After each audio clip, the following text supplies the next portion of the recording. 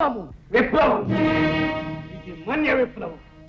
విప్లవ లక్ష్యం సంపూర్ణ స్వరాజ్యం. విప్లవ మార్గం సాయుధ పోరాటం. ఇక నుంచి మన విప్లవ కార్యక్రమాలన్నీ ఈ రహస్య స్థావరం నుంచే జరుపుకోవాలి. ఈనాడు మనం నిర్మించుకుంటున్న ఈ విప్లవ సేన ఆంధ్ర పౌరుషాన్ని ఆనని అగ్నిజ్వాలగా ప్రజ్వలన చేయాలి. భారతీయ స్వేచ్ఛా సమరానికి ప్రతినిధి కావాలి. కావాలంటే ప్రతి ఒక్క విప్లవ వీరుడు తమ సమస్త సుఖాలను త్యాగం చేయడానికి సిద్ధం కావాలి. మీరు ఏం చేయమన్నా చేస్తారు. మీరు చెబితే నిప్పుల్లో దూకడానికి కూడా సిద్ధం. నిప్పుల్లో దూకనవసరం లేదు.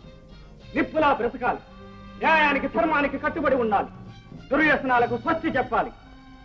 దేశక్షేమమే తన క్షేమంగా, సమాజ శ్రేయస్సే తన శ్రేయస్సుగా, స్వాతంత్ర్య సాధనే జీవిత లక్ష్యంగా దీక్ష పూనాలి. విప్లవ వీరుని కర్తవ్యం కత్తి మీద సాము వంటిది. అబద్ధం చెప్పకూడదు, అన్యాయం చేయకూడదు. శత్రువులకు చిక్కినప్పుడు చావుకైనా సిద్ధపడాలి కానీ విప్లవ రహస్యాలను మాత్రం వాళ్ళకి తెలియనివ్వకూడదు. ఈ కట్టుబాట్లకు తల ఒగ్గే వాళ్ళు ముందుకు రండి. తరతరాల దాస్యం నుంచి మమ్మల్ని ఇడిపించడానికి ముందుకు వచ్చిన నాయకుడు. ఇక మీదట నువ్వు చెప్పిందే మాకు ఏదం, నువ్వు చూపిందే మాకు బాట. ఈ మన్య ప్రజలంతా ఇక నీ అదుపాక్యులకు కట్టుబడి ఉంటారు. ఇందరు దేశభక్తులు ఈ ఉద్యమంలో భాగస్వాములైనందుకు నాకెంతో సంతోషంగా ఉంది. ఈ విప్లవ సేనకు గాము గంటందర్ను ప్రథమ సేనానిగా నియమిస్తున్నాను.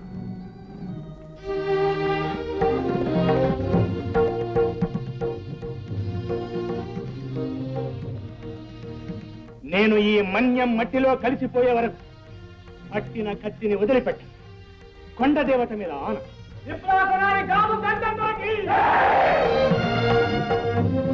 ఉపసేనానిగా పడాలను నియమిస్తున్నాను. స్వాతంత్ర్యం కోసం నా రక్తం ధారపోస్తానని ప్రమాణం చేస్తున్నాను. ఉపసేనాని పడాలకు కోయరాముడు, గోవిందు, రత్తి, గంగమ్మ, సింగి మన వేగులుగా పనిచేస్తారు. మిగిలిన వాళ్ళందరూ విప్లవ సైనికులు. ఇక గాము మల్లుధర నాకు ముఖ్య అనుచరుడు.